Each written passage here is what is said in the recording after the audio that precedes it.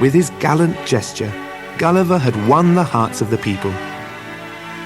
The little people of Lilliput were keen to repay Gulliver for his kindness, and one hot day, when Gulliver was relaxing on the beach, they were able to do this. Gulliver was sitting looking out to sea and thinking of home, when a sudden breeze blew his hat off and whisked it into the sea. "That's my lucky hat!" shouted Gulliver.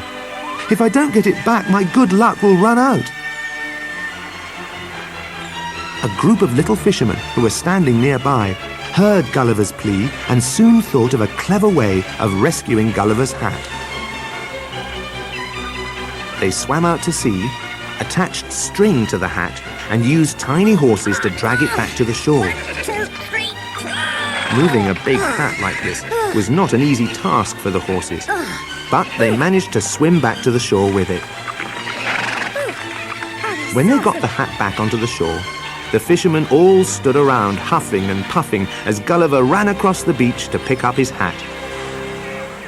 "Thank you," he said, "for returning my lucky hat," and he put it firmly back on his head. Several days later, Gulliver was relaxing on the beach again, when suddenly he heard a lot of shouting coming from the sea. "What's all the noise about?" asked Gulliver, as he looked round and saw the Emperor and all the people of Lilliput looking anxiously out to sea. "The Emperor of Blefuscu has sent his fleet to attack Lilliput," shouted the Emperor. "Please, can you help us to drive them away, Gulliver?" Gulliver sat with his head in his hands for a few moments while he tried to think of the best possible plan to help his little friends. Suddenly he leapt up and shouted, "I know how to get rid of our enemies!" He took a large hook and attached it to a long piece of rope. Then he waded into the sea and attached a piece of string to the bow of each ship. "It's a giant! It's a giant!" shouted the enemy, and they all swam back to their shores. Gulliver then attached all the strings to his hook and pulled the boats into Lilliput. Everyone clapped and cheered. "To repay you for returning peace to our land, we would like you to be guest of honor at the biggest banquet that Lilliput has ever thrown," proclaimed the Emperor. On the day of the banquet, the Emperor commanded that several ladders should be set up in front of Gulliver.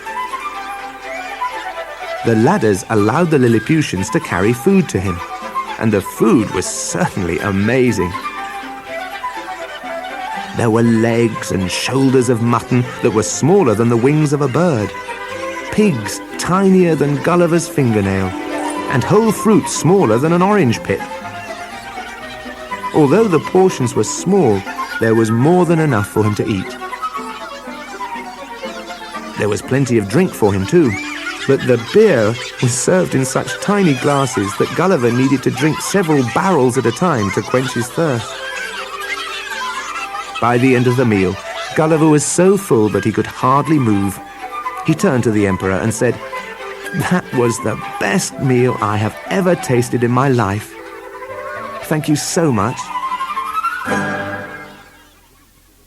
Gulliver felt that he needed a little exercise after his feasting, so he wandered off to the beach for a little walk.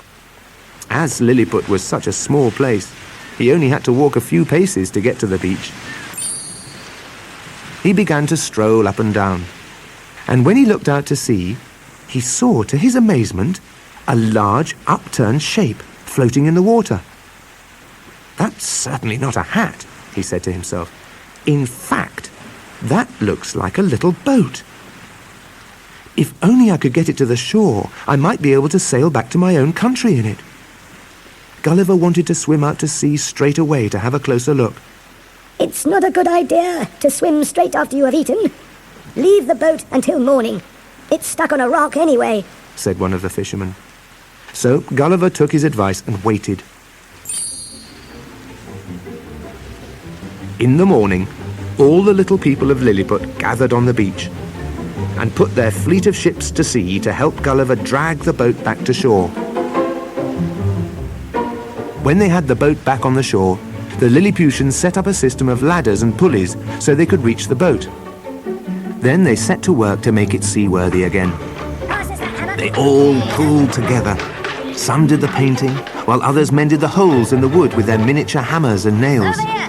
We'll soon have this boat built for you, Gulliver. Never you fear. They worked for days and days, until the boat was finished and looking good.